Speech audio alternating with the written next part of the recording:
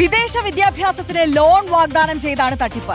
UK-യിൽ പഠിക്കാനുള്ള ലോൺ വാഗ്ദാനം നൽകി 2,19,000 രൂപയാണ് തട്ടിയെടുത്തത്.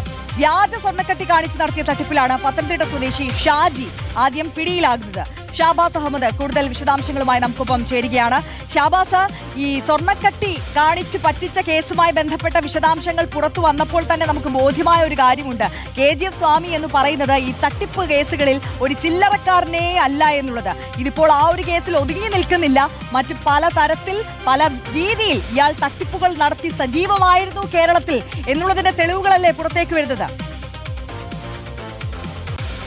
KGF സ്വാമി എന്ന പേരിൽ അറിയപ്പെടുന്ന പത്തനംതിട്ട സ്വദേശി ഷാജിക്കെതിരെ പുതിയൊരു തട്ടിപ്പ് കേസ് കൂടി കൊടുങ്ങല്ലൂർ പോലീസ് രജിസ്റ്റർ ചെയ്തിരിക്കുകയാണ്. ഇത്തവണ വ്യാജ സ്വർണം കാണിച്ച പണം തട്ടിയതിനല്ല, മറിച്ച് വിദ്യാഭ്യാസ ലോൺ ശരിയാക്കി തരാമെന്ന് പറഞ്ഞ് പണം തട്ടിയതിനാണ് പുതിയ കേസ് എടുത്തിരിക്കുന്നത്. ഉഴവത്തുകടവ് സ്വദേശിയുടെ മകൾക്ക് വിദ്യാഭ്യാസ ലോൺ ശരിയാക്കി തരാമെന്ന് പറഞ്ഞായിരുന്നു 2,19,000 രൂപ ഈ KGF സ്വാമി ഇവരിൽ നിന്ന് കൈപ്പറ്റിയത്. UK-യിൽ പഠിക്കാനുള്ള ലോൺ ശരിയാക്കി തരാം എന്നായിരുന്നു വാഗ്ദാനം നൽകിയത്.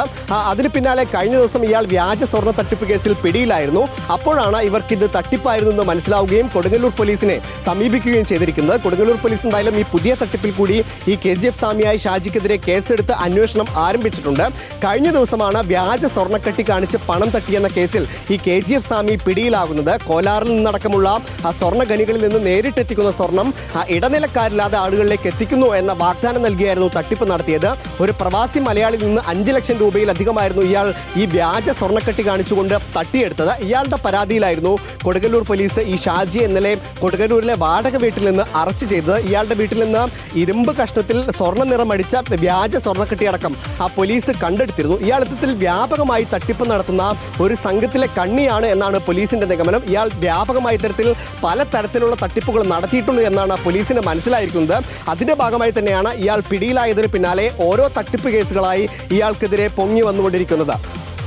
ഷാബാസ് അഹമ്മദാണ് വിശദമായ വിവരങ്ങൾ നൽകിയത്.